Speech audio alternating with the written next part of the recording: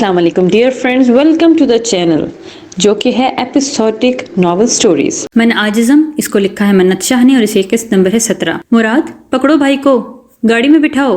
ارحان نے مراد کو آواز دی تھی۔ مراد نے اور اس نے پکڑ کر اذہان کو گاڑی میں بٹھایا تھا۔ ارحان کی گود میں اذہان کا سر تھا۔ مراد ڈرائیونگ سیٹ پر بیٹھا تھا۔ بھائی اٹھے نا، ہوش کریں۔ وہ اس کے نرم ہلکے ہلکے بالوں والے ہاتھوں کو اپنے ہاتھ میں لے کر سہلا رہا تھا اور اذہان کی آنکھیں ہنس بند تھیں۔ مراد نے چور نظروں سے اپنے چھوٹے ملک صاحب کو دیکھا تھا۔ کیا دنیا میں مکافات عمل کا دائرہ اتنی جلدی مکمل ہو جاتا ہے؟ مراد نے نم آنکھوں سے سوچا تھا۔ بے شک اللہ اپنے بندوں کے حقوق کبھی معاف نہیں کرتا۔ ایسا ہی تو تھا، کل تک جو ایک نہتی لڑکی پر ظلم ڈھا رہا تھا وہ آج ہوش و خرد سے بیگانہ اس کے لیے تڑپ رہا ہے۔ مراد نے اپنے چھوٹے ملک صاحب کی اور اس لڑکی کی ساتھ ہر لمحہ گزارا تھا اور دیکھا تھا۔ حق نواز اور فقیراں بھی تو اسی ظلم کی بھینٹ چڑھ کر قید میں بند تھے، اور آج وہ لڑکی اتنی اہم ہو گئی تھی کہ وہ اس حالت تک پہنچ گیا تھا۔ بے شک دلوں کو دھڑکنے والا اور دھڑکانے والا خدا کی ذات ہی تو ہے۔ عام کو خاص اور خاص کو عام کرنے کا فن اس رب کی ذات کو ہے۔ وَتُعِزُّ مَن تَشَاءُ وَتُذِلُّ مَن تَشَاءُ، وہ جسے چاہتا ہے عزت دیتا ہے اور جسے چاہتا ہے ذلت، اور اپنی اس لڑکی کی عزت کی ہے اور اس کی عزت میں دیکھ لو اس شخص کو ہی نہال کر دیا۔ اس لڑکی کی حیثیت اس کے احساس کو اس کے چھوٹے ملک صاحب کے لیے دیوانگی بنا دیا۔ اس نے دائیں ہاتھ کی ہتھیلی سے اپنی نم آنکھوں کو صاف کیا تھا کہ دھندلی ہو گئی تھیں اور ڈرائیونگ کرنے میں مسئلہ ہو رہا تھا۔ نوفل نے اس کا بی پی چیک کیا تھا جو لو ہونے کی وجہ سے اسے چکر آیا تھا اور بے ہوش ہو گئی تھی اور اس کے منہ پر پانی کے چھینٹے مار رہا تھا۔ ارحان نے گاڑی میں پڑی پانی کی بوتل سے چند چھینٹے لے کر اس کے منہ پر پھینکے تھے۔ بھائی ہوش کریں، وہ چھینٹے مارتے ہوئے کہہ رہا تھا۔ زارا پلیز ہوش کرو، علیحا باقاعدہ رو رہی تھی۔ اذہان نے لمبا سانس لے کر آنکھیں کھولی تھیں۔ زارا درید، اس نے تڑپ کر پکارا تھا، جیسے ہی بے چین نگاہیں بس اسے ہی ڈھونڈنا چاہتی تھیں۔ آپ ٹھیک ہیں بھائی؟ اس نے اس کا ٹشو سے منہ صاف کرتے پوچھا تھا، اور اذہان نے اس کی کسی بھی بات کا جواب دیے بغیر آنکھیں بند کر لی تھیں۔ اس وقت اسے بس ایک ہی چیز کی شدید طلب تھی اور وہ تھی زارا درید۔ وہ نہ کسی کو سننا چاہتا اور نہ دیکھنا چاہتا تھا۔ آنکھیں بند کیے اندھیرے میں اس کی زارا کی تصویر ابھری تھی اور اس نے اس تصویر کو مسلسل دیکھنے کے لیے بھرپور راستے آنکھیں پھر نہیں کھول پایا۔ ہم کہاں اور تم کہاں جانا، ہیں کئی ہجر درمیان جانا۔ رائے گاں وصل میں بھی وقت ہوا، پر ہوا خوب رائے گاں جانا۔ میرے اندر ہی تو کہیں گم ہے، کس سے پوچھوں تیرا نشان جانا۔ عالم بے قرانے رنگ ہے تو، تجھ میں ٹھہروں کہاں کہاں جانا۔ میں ہواؤں سے کیسے پیش آؤں، یہی موسم ہے کیا وہاں جانا۔ روشنی بھر گئی نگاہوں میں، ہو گئے خواب بے اما جانا۔ اب بھی جھیلوں میں عکس پڑتے ہیں، اب بھی نیلا آسماں جانا۔ اتنی شدت سے اس نے آنکھیں میچی ہوئی تھیں کہ جیسے ان کو حرکت دی تو سارا فسوں ختم ہو جائے گا، اور ارحان کو لگا تھا کہ اب وہ سونا چاہتا ہے، اس لیے اس کے بالوں میں انگلیاں چلاتے سے سکون پہنچا رہا۔ زارا نے بھی لمبا سانس لے کر آنکھیں کھولی تھی۔ اذہان، اس نے تڑپ کر پکارا تھا۔ زارا تم ٹھیک ہو؟ علیحا تڑپ کر اس کے گلے لگی۔ دو روحیں عالم ہوش بیگانہ میں ایک دوسرے کی دید پا کر لوٹی تھیں۔ یہ ایک اہم انسان تھا یا کیا تھا؟ اور دیکھو تو یہ ہم انسان ہیں جو خود پر بند باندھ کر ایک دوسرے سے دور ہو جاتے ہیں، نفرت اور انا کی سرد جنگ لیے، مگر وہ اللہ ہے، وہ کبھی بھی اپنی روحوں کو نہیں تڑپاتا۔ وہ وسیلے بنا دیتا ہے، جب بات پاک محبت کی ہو تو وہ وسیلے بھی بناتا ہے اور راستے بھی دکھاتا ہے اور منزلیں اپنے تعین خود کرتی ہیں۔ پھر محبت اپنے اندر ملین ٹریلین مسٹریاں لیے بیٹھی ہے۔ اس عشق کے اتنے رنگ ہیں کہ شاید اس احساس کو چھونے میں ہزاروں جنم لینے پڑیں، پھر بھی ہم اس کا 1% بھی نہ جان پائیں۔ اور پاک محبت کے احساسات میں سے ایک احساس یہ بھی ہے کہ اگر وہ تڑپ سچی ہو تو میلوں دور ہونے سے بھی ملن پر کوئی خاص فرق نہیں پڑتا۔ ملنا مقدر ٹھہرتا ہے، وہ چاہے ہوش میں ہو یا بے ہوشی میں۔ 7 سمندر کے فرق کو اس عشق نے چٹکیوں میں طے کیا تھا۔ وہ عشق ہی تھا جو آنکھ بند کر کے 7 آسمانوں کی سیر کی جنت دیکھی، جہنم دیکھی، تحفے میں نمازیں ملی، براق پر بیٹھے عرش بری سے سدرۃ المنتہا کا سفر ایک آنکھ کھلنے اور بند ہونے تک کی مسافت پر ہی تو کیا تھا۔ بے شک وہ عشق نبی اور رب کے درمیان تھا اور ہے، جس کی نہ کوئی مثال تھی نہ ہے، اور اس عشق میں عشق مجازی سے عشق حقیقی کا سفر لازوال رہنے والا تھا۔ کوٹے سے کھرے بننے کا سفر اور بے مول سے انمول بننے کا سفر کندن کو ہی بنتا ہے۔ ابتدا ہو چکی تھی جس کی انتہا کوئی نہیں تھی۔ روز ابد سے روز ازل تک قائم محبت، سینے آگ جلتی بھلی بھلی ہو، نچنا اے اسی گلی گلی، دم مست کلندر علی علی۔ وہ ہوش میں آ گئی تو نوفل اسے اور علیحا کو چھوڑ کر گیا تھا اپارٹمنٹ۔ یہ اپارٹمنٹ بہت زیادہ بڑا نہیں تھا، نیچے ایک دائیں جانب کمرہ، ایک بائیں جانب، دونوں کمروں میں اٹیچ باتھ روم، اور ان دونوں کمروں کے سامنے ایک چھوٹا سا ڈرائنگ روم، اور ڈرائنگ روم کے فرنٹ پر ایک اٹیلین طرز کا کچن بنا ہوا تھا۔ کچن کے ساتھ والی راہداری سے سیڑھیاں ہو کر گزر رہی تھیں، ان سیڑھیوں سے اوپر والا پورشن بھی سیم ایسے ہی بنا ہوا تھا، مگر اوپر کچن نہیں تھا۔ ویل فرنشڈ اپارٹمنٹ خوبصورتی میں اپنی مثال آپ تھا۔ یہ رہے تم لوگوں کے بیگز، فریج میں کھانے پینے کا سارا سامان موجود ہے، اور کیبن میں گروسری بھی ہے۔ اس کے علاوہ کسی بھی چیز کی ضرورت ہو تو مجھے اس لینڈ لائن نمبر پہ کال کر لینا، ڈائری پر نمبر لکھ دیتا ہوں۔ نوفل نے فون کے پاس پڑھی ڈائری پر اپنا موبائل فون لکھتے ہوئے کہا تھا۔ شکریہ نوفل بھائی، آپ نے اتنی مدد کی۔ زارا نے مسکراتے ہوئے شکریہ ادا کیا تھا۔ جیسے تم سبحان کی بہن ہو ویسے ہی میری بھی ہو، ڈرنا یا گھبرانا بالکل بھی نہیں ہے، کچھ بھی ہو مجھے کال کر لینا، انہوں نے اسے تسلی دیتے ہوئے کہا تھا۔ کافی پئیں گے آپ؟ زارا نے پیشکش کی تھی۔ نہیں ابھی نہیں، رات کو سبحان کو چھوڑنے آؤں گا تو لازمی پیوں گا، نوفل نے پاکٹس میں ہاتھ ڈالتے کہا تھا۔ دانیہ کو بھی لے کر آنا نوفل بھائی، علیحا نے نوفل کی بیٹی کو لانے کا کہا تھا جو اسے بہت پیاری لگی تھی اور اسے اس کی دوستی بھی ہو گئی تھی۔ ضرور لے کر آؤں گا، چلتا ہوں اب، نوفل نے علیحا کے بالوں کو ہاتھوں سے بکھیرتے کہا تھا اور پھر باہر کی طرف چل دیا تھا۔ وہ دروازہ بند کر کے اندر آئی تھی، پھر علیحا کو ٹی وی پر کارٹون لگا دیے۔ علیحا ہم اوپر والے پورشن میں رہیں گے یا نیچے؟ اس نے علیحا سے پوچھا تھا۔ آئی تھنک اوپر والا پورشن ٹھیک رہے گا، یہاں نیچے سبحان بھائی رہ لیں گے، ویسے بھی ان کے دوست وغیرہ آئیں گے تو ان کو آسانی ہوگی، علیحا نے کارٹون دیکھتے ہوئے سجیشن دی تھی۔ کچھ کھاؤ گی تم؟ اس نے بیگ سیڑھیوں کے پاس لے جاتے ہوئے پوچھا تھا۔ نہیں کچھ نہیں، ابھی دل نہیں، اس نے انہماک سے کارٹون دیکھتے ہوئے کہا تھا۔ وہ باری باری بیگز اوپر لے کر گئی تھی، پھر سارے کپڑے باری باری ہینگ کیے تھے، خالی بیگز کو بیڈ کے نیچے رکھا، ڈریسنگ پر اپنے اور علیحا کے پرفیوم لوشن وغیرہ سجائے۔ 1 گھنٹے تک وہ سب کر چکی تھی، پھر الماری میں سے اپنے کپڑے نکال کر بیڈ پر رکھے کہ شاور لے کر نماز پڑھ کر پرسوں سے وہ اسی سوٹ میں تھی جسے اذہان نے منگوا کر دیا تھا۔ ان کے بیگز میں مائدہ نے پیک کر کے بھیجوائے تھے۔ ڈریسنگ کے سامنے کھڑے ہو کر دوپٹہ اتار کر اس نے بالوں کی چٹیاں کھولی تھی۔ ایک دم نظر گردن پر بنے مارک پر پڑی تھی۔ شدت سے اس وقت والا اذہان کا جنون آنکھوں کے سامنے دہرایا۔ 2 موتی ٹوٹ کر گالوں پر گرے۔ اسے یاد آیا تھا جب وہ اسے چھوٹے ڈریس کے ڈیپ گلے سے اپنے آگے اور پیچھے سے اپنی حسن کی نمائش کو چھپانے میں ناکام ہو رہی تھی۔ کندھے سے تھوڑی قمیض ہٹائی تو وہاں اس کے دوست کی سفاکیت کا نشان موجود تھا۔ پل میں اس کی ٹانگیں کانپی تھی، وہ سب یاد کر کے۔ اگر اس ٹائم اذہان نے اسے نہ بچاتا تو کیسے کیا ہو جاتا، اس ٹائم وہ کیسے اس کا مسیحا بنا، اس کے جسم کو اپنی باہوں میں چھپاتا، اسے پروٹیکٹ کر رہا تھا۔ اس نے آگے سوچنے کی کوشش بھی نہیں کی تھی۔ چلتے چلتے وہ گلاس وال کی بنی کھڑکی کے پاس آئی تھی۔ پردے ہٹائے تو دیکھا روئی کے گالے آسمان سے زمین پر گرتے دنیا کا حسین منظر پیش کر رہے تھے۔ میں تمہیں ایسے ہی خوش دیکھنا چاہتا ہوں ہمیشہ۔ اس کے کانوں میں اذہان کے لفظوں کی بازگشت ہوئی تھی۔ کیا ہو تم اذہان؟ پلیز کیوں یاد آ رہے ہو تم مجھے اتنا سب کچھ میرے ساتھ غلط کرنے کے باوجود؟ میرے دل میں تمہارے لیے سافٹ کارنر کیوں پیدا ہو رہا ہے؟ کیوں یہ دل تمہارے لیے اتنا پریشان ہو رہا ہے؟ اس نے سینے پر ہاتھ رکھتے ہوئے کہا تھا۔ مگر نہیں علیحا، ٹھیک ہو جائے میں تم سے تمہاری حیوانیت کا بدلہ تو ضرور لوں گی۔ میرے تم پر رحم نہیں کھانا، میں تمہیں کورٹ میں گھسیٹوں گی، اپنی ہر تذلیل کا بدلہ سود سمیت واپس لوں گی، یہ تو وعدہ ہے میرا تم سے۔ اپنے اندر پنپنے والا ہر احساس کو اکھاڑ کر پھینک دوں گی میں۔ یہ دل تمہاری ذات کے حوالے سے ہمیشہ قابل نفرت رہے گا۔ اس دل میں تمہارے لیے صرف اور صرف ایک ہی جذبہ رہے گا اور وہ ہے نفرت، اور بس نفرت۔ اس نے اپنی آنکھوں میں آنے والے آنسوؤں کو صاف کیا تھا اور پھر اپنا سوٹ لیے واش روم گھسی تھی۔ ارحان اسے لے کر گھر نہیں بلکہ فارم ہاؤس آیا تھا۔ وہ جانتا تھا کہ وہ گھر جائے گا تو گھر والوں کی تفتیش شروع ہو جائے گی، 100 سوال اور ان کے 100 جواب، ہر کسی کی اپنی منطق اور کسی کی اپنی رائے اور اندازے۔ مراد کے ساتھ اس کو سہارا دیے وہ اس کے بیڈ روم تک لے کر آیا تھا۔ ڈاکٹر کو وہ پہلے ہی کال کر چکا تھا۔ ارحان کو اس کا جسم بہت حد تک تپتا ہوا محسوس ہو رہا تھا۔ اسے اب اس کی مسلسل نیم بے ہوشی میں ہونے کی وجہ سے پریشانی ہو رہی تھی۔ ڈاکٹر آ گیا ہے ملک صاحب، مراد نے ارحان کو بتایا تھا۔ ٹھیک ہے یہیں لے آؤ، اس نے کہا تھا، اور تھوڑی دیر میں ڈاکٹر کمرے میں موجود تھا۔ تفصیلی چیک اپ کے بعد اس نے دوائیاں لکھتے ہوئے بتایا تھا کہ کسی شدید خوف کے زیر اثر ہے، اس لیے نیم بے ہوش ہے اور بخار بھی بہت زیادہ ہے۔ یہ زارا کون ہے؟ نیم بے ہوشی میں بھی مسلسل زارا کا نام پکارتے اذہان کو دیکھ کر ڈاکٹر نے پوچھا تھا۔ مسز ہیں ان کی، ارحان نے جواب دیا تھا۔ اوکے، ہو سکے تو ان سے ان کو ملوا دیں یا بات کروا دیں، مے بی یہ بہتر فیل کریں، اور کھانے کو کچھ دے دیں، ان کو میڈیسن دیں، فرق پڑ جائے گا انشاءاللہ۔ ڈاکٹر نے آفیشیل انداز میں کہا تھا، مراد ڈاکٹر صاحب کو چھوڑ کر آؤ اور میڈیسن بھی منگواؤ۔ ہاجرہ سے بولو کچھ کھانے کو لے کر آئے، اس نے مراد کو حکم دیا تھا۔ ڈاکٹر اور مراد کو باہر آتا دیکھ کر دروازے کے پیچھے چھپی امل جن کی باتیں سن رہی تھی دوڑ کر اپنے روم میں گھسی تھی۔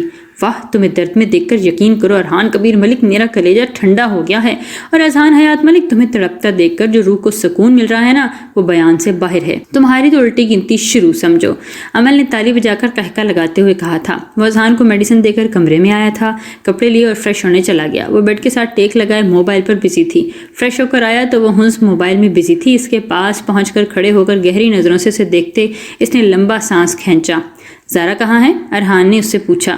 مجھے کیا پتا، اذہان کے ساتھ ہوگی، اس نے نگاہیں اٹھا کر جواب دیا تھا۔ اچھا، اذہان کہاں ہے پھر؟ اس نے پھر سے سوال پوچھا۔ مجھے کیا پتا بھائی، ہوگا کہیں یا ہاسپٹل ہوگا، زارا کو لے کر اس نے بیزار ہوتے ہوئے کہا تھا۔ امن، مجھے سختی کرنے پر مجبور مت کرو، میں تمہیں دروازے کے پیچھے چھپا دیکھ چکا تھا۔ یہ CID بنی تم جو جہاں گھومتی تھی پھرتی ہوتا نا، مت بھولیں تمہاری دوڑیں میرے ہاتھوں میں ہیں۔ اس نے اس کا موبائل کھینچتے بیڈ پر پٹکا تھا اور غصے سے اسے اپنے سامنے کھڑا کیا۔ ایک نکاح کے بل پر تم اتنا اترا رہے ہو نا، تمہارے منہ پر مار کر جاؤں گی اس رشتے کو، اس نے نفرت سے رخ موڑتے ہوئے کہا تھا۔ ٹانگیں توڑ کر ہاتھ میں پکڑا دوں گا اگر یہ سوچا بھی اس رشتے کو ختم کر سکتی ہو یا مجھ سے دور جا سکتی ہو۔ اس نے جھٹکے سے کھینچ کر اسے اپنے مقابل کھڑا کیا تھا۔ بڑی مردانگی سمجھتے ہو نا تم دونوں بھائی اپنا ہاتھ اٹھا کر عورت پر، اس کو تکلیف دے کر، اس نے آنسو بھری آنکھوں سے کہا تھا۔ عورت کی اگر عقل ٹھکانے نہ ہو نا اپنے حلال رشتوں کی پاسداری کا، اسے خیال نہ ہو تو اس کی اکڑ نکالنے کے لیے اتنا کرنا پڑتا ہے، وہ دو بدو بولا تھا۔ ایک بات یاد رکھنا زارا، اگر علیحہ ہاسپٹل میں نہ ہوئی نا تو تمہاری بہن میرے بھائی کو دی جانے والی ہر تکلیف کا بدلہ سود سمیت چکائے گی، اس نے اسے بیڈ پر دھکا دیتے ہوئے کہا تھا۔ کوئی اور وقت ہوتا تو ارحان اس کے آنسوؤں سے پگھل جاتا اور اس کے آنسوؤں کو انگلی سے چنتا، مگر اس وقت اسے اپنے بھائی کی اذیت یاد آ رہی تھی۔ اس کا لرزتا وجود یاد تھا وہ کس کس کرب سے گزرا تھا، اسے بس وہ یاد تھا۔ کب تک جاؤ گے ماہر تم ہاسپٹل؟ ماہر ہاسپٹل میں اس کے سامنے بیٹھتے پوچھ رہا تھا۔ بس 6 بجے نکلوں گا، 7 بجے کی فلائٹ ہے، اس نے ہاسپٹل کے پیپرز پر سائن کرتے کہا تھا۔ سبحان، کیا جتنا آسانی سے ہو چکا ہے یہ سب آگے بھی اتنی آسانی رہے گی؟ ماہر نے کسی ڈر کے تحت پوچھا تھا۔ مجھے نہیں پتا ماہر، میں اتنا جانتا ہوں کہ بہت کچھ برا ہونے سے بچ گیا۔ ہم اس معصوم کو اس گہری کھائی سے نکال کر لے آئے ہیں، یہ بہت بڑی بات ہے، باقی آگے کیا ہونے والا ہے یہ مجھے نہیں پتا، اس نے لمبی سانس کھینچتے ہوئے کہا تھا۔ چلو، best of luck for your future, اس نے مسکراتے ہوئے کہا تھا۔ شکریہ، عمل کا خیال رکھنا، اور آف کورس معاہدہ کا بھی، اس نے مسکراتے ہوئے کہا تھا۔ بالکل یار، فکر نہ کرو، بس اپنا بیسٹ دے کر آؤ، خدا تمہیں ہر مقصد میں کامیاب کرے، اس نے دل سے دعا دی تھی۔ فون پر آتی بیل کی آواز بجی، دونوں کو اپنی طرف کھینچا تھا۔ ہاں بولو، سبحان نے کال ریسیو کر کے پوچھا تھا۔ سر، وہ آ گیا ہے اور آپ کے کیبن کی طرف آ رہا ہے، فون پر موجود بندے نے اطلاع دے کر رابطہ منقطع کی تھی۔ وہ آ رہا ہے؟ سبحان نے ماہر کی طرف دیکھتے ہوئے کہا تھا۔ مجھے تو کچھ سمجھ نہیں آ رہی ماہر، آخر وہ جا کہاں سکتی ہے؟ علیحہ بھی غائب ہے، سمجھ سے باہر ہے، مجھے لگتا ہے اذہان نہ لے گیا ہو وہ دونوں کو۔ وہ ماہر کی طرف دیکھتے آنکھ مارتے بات کر رہا تھا جب ارحان نے ان کی باتیں سنتے ہوئے دروازہ کھولا۔ کہاں علیحہ اور زارا؟ اس نے چلاتے ہوئے کہا۔ کیا مطلب ہے کہاں ہے اذہان؟ اذہان لے کر گیا ہوگا نا دونوں کو، ماہر نے اٹھتے ہوئے پریشانی سے کہا۔ بکواس بند کرو اپنی، کون سی گیم کھیلی ہے تم دونوں نے؟ تم لوگوں نے اس کا ساتھ دیا ہے تو وہ گئی ہے، ایسے اکیلی تو وہ کہیں نہیں جا سکتی، اس نے انگلی اٹھا کر پھر سے چلاتے ہوئے کہا تھا۔ بجائے اس کے کہ ہم آپس میں لڑیں، یہ کیوں نہیں دیکھتے کہ آخر وہ کہاں گئی ہے؟ سبحان نے نرمی سے کہا تھا۔ مجھے الجھاؤ مت، تم لوگوں کے پاس نہیں ہے تو کہاں ہے؟ ارحان نے سبحان کو غصے سے گھورتے ہوئے کہا تھا۔ دیکھو ارحان، لاسٹ ٹائم جب ہم اسے منیب انکل کے گھر چھوڑ کر آئے تھے تو وہ وہاں سے غائب ہوئی تھی، جبکہ نہ تو تم لوگوں نے اسے غائب کروایا تھا اور نہ ہی ہم لوگوں نے، تو پھر وہ تیسرا کون تھا؟ اس کے ملنے کے بعد نہ ہم نے جاننے کی کوشش کی نہ تم لوگوں نے، اور مجھے لگتا ہے اس بار بھی علیحہ کو، زارا کو غائب کروانے میں اس تیسرے کا ہی ہاتھ ہے۔ سبحان نے بڑی آسانی سے اس کے دماغ میں بات ڈالتے ہوئے کہا تھا۔ ہو سکتا ہے وہ تیسرا تم میں سے ہی کوئی ہو۔ ارحان نے اسے کھوجتی نظروں سے دیکھا تھا۔ میں نہیں جانتا، مگر میں اتنا جانتا ہوں کہ میں تمہارے ساتھ ہوں، ہم مل کر ڈھونڈیں گے ان دونوں کو، سبحان نے اس کو ریلیکس کرتے ہوئے کہا تھا۔ تم کہا تھے اور تمہاری سیکیورٹی میں علیحہ غائب ہوگی؟ واہ، اس نے طنز کیا تھا۔ میں ڈاکٹر ہونے کے ساتھ ساتھ جرنلسٹ بھی ہوں اور مجھے نیوز چینل والوں نے بلایا ہوا تھا، میرا 2 ماہ کا پروجیکٹ ہے BBC نیوز والوں کے ساتھ، مجھے وہاں جانا ہے، اس لیے سبحان نے اسے بتایا۔ تو تم اپنی عزیز جان بہن کی تلاش چھوڑ کر چلے جاؤ گے؟ واہ، ارحان نے پھر سے چوٹ کی تھی۔ اسے بڑی مشکل سے منایا ہے ہم نے جانے کے لیے، اس کے کیریئر کا سوال ہے اور یہاں میں ہوں، ہم مل کر ڈھونڈ لیں گے، ماہر نے اسے کہا تھا۔ مجھے کسی کے سہارے کی ضرورت نہیں، میں خود ڈھونڈ سکتا ہوں۔ دوسری بات، اگر اس سب میں تم لوگوں میں سے کسی ایک کا بھی ہاتھ ہوا، جتنا میرا بھائی تڑپا ہے نا، اس سے ڈبل تڑپاؤں گا تمہیں، یاد رکھنا۔ وہ صاف الفاظ میں دھمکی دیتا وہاں سے واک آؤٹ کر گیا تھا۔ اسے جو کرنا ہے کر لے، اب اس کی کسی بھی دھمکی کا اثر نہیں ہونے والا۔ خالی دیوار سے سر پٹکیں گے اب یہ لوگ، انشاءاللہ، سبحان نے ہنستے ہوئے کہا تھا۔ میں چلتا ہوں، پھر ہوگی ملاقات زندگی رہی تو، ماہر نے اس کے گلے لگتے کہا تھا اور وہاں سے چلے گئے تھے۔ حالت غنودگی میں وہ مسلسل زارا کو پکار رہا تھا اور اس کے کمرے سے آتی آوازوں پر عمل نے بے چینی سے پہلو بدلا تھا اور وہ اس کے کمرے کے سامنے سے گزر رہی تھی جب اس نے اسے زارا کو پکارتے سنا تھا۔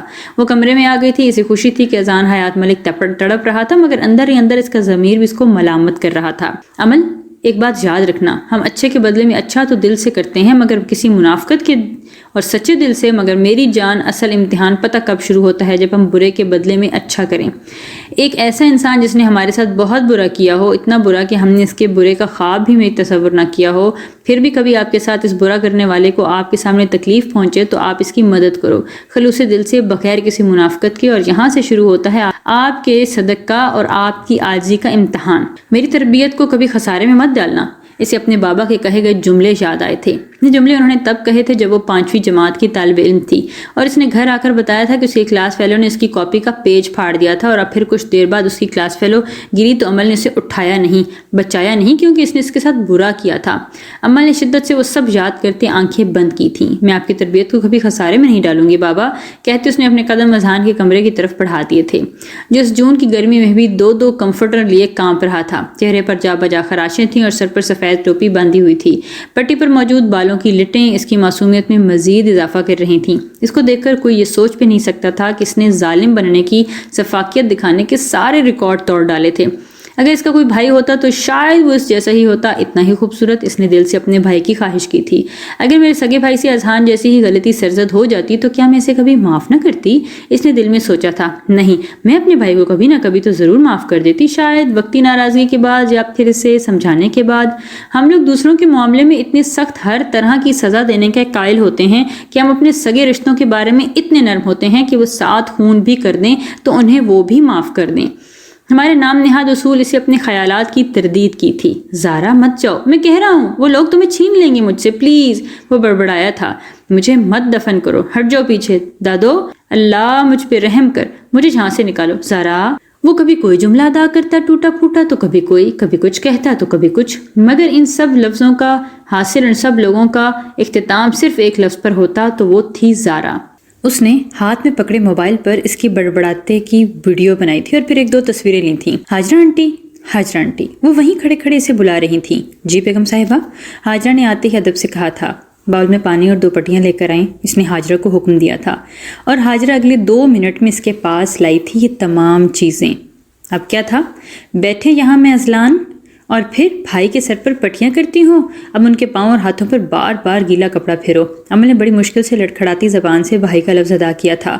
وہ نہیں جانتی تھی کہ اس نے بھائی کیوں کہا تھا، مگر اپنے منہ سے نکلے لفظ بھائی پر اب وہ پچھتانا نہیں چاہتی تھی۔ وہ بار بار اسے پٹیاں کر رہی تھی اور اس کے بڑبڑانے میں شدت آ رہی تھی۔ جو جملے وہ ادا کر رہا تھا ان کو عمل سمجھنے سے قاصر تھی۔ وہ نہیں جانتی تھی کہ اس کے ساتھ کیسا کیا ہوا ہے کہ وہ اس حد تک اپنا آپ چھوڑ چکا ہے۔ ایک رات نے اسے صدیوں کا مسافر بنا دیا۔ ایسا کیا ہو گیا تھا؟ کون سا ایسا لمبا سفر کر کے آیا ہے کہ جس کی تھکاوٹ اس کے جسم کے پور پور سے واضح ڈھلک رہی تھی؟ اتنا تو وہ جان چکی تھی کہ وہ اس کی بہن کے عشق میں مبتلا ہو گیا ہے، اس حد تک کہ عالم بے ہوشی میں بھی وہ اسے ہی پکار رہا ہے۔ اس نے اب اس کے ماتھے کو ہاتھ لگا کر دیکھا تھا، تھوڑا سا فرق آیا تھا اس کے بخار میں اور وہ اس کے بڑبڑانے میں۔ ہاجرہ آنٹی، آپ ایسا کریں، یہ پانی تبدیل کر کے لا دیں، وہ بھی ہاجرہ کو کہہ رہی تھی جب ارحان دونوں ہاتھ باندھے اس کے سامنے کھڑے ہو کر اسے بڑے انہماک سے دیکھ رہا تھا۔ وہ بغیر کچھ کہے اس کی طرف دیکھے دوبارہ سے اذہان کے ماتھے پر پٹی رکھ رہی تھی۔ اس سخاوت کی وجہ جان سکتا ہوں؟ اس نے اب اس کے سامنے بیٹھتے ہوئے کہا تھا۔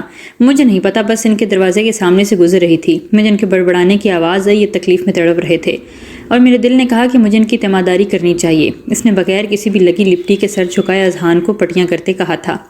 ارحان نے بڑے غور سے اس پاگل لڑکی کو دیکھا تھا جو نفرت کے باوجود اس کے بھائی کی تکلیف پر تڑپ اٹھی تھی۔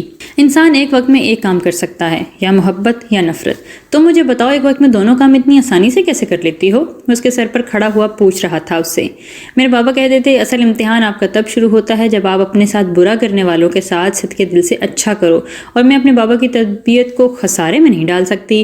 مجھے نہیں پتا، مگر اگر میرا سگا بھائی ایسا کوئی جرم کرتا تو میں اس سے وقتی ناراض ہو کر اسے معاف کر دیتی، تو پھر انہیں انہیں کیوں نہیں؟ مجھے لگتا ہے کہ یہ اپنے حصے کی جو سزا تھی وہ تو کاٹ ہی رہے ہیں، اسے نم آنکھوں سے کہا تھا۔ اور ریحان کا دل چاہا تھا کہ اس معصوم دل والی لڑکی کے صدقے واری جائے، اور اس نے اس کے قریب ہو کر جھک کر اس کے ماتھے پر لب رکھے تھے۔ اس کے پاس الفاظ نہیں تھے اس کو کچھ کہنے کے۔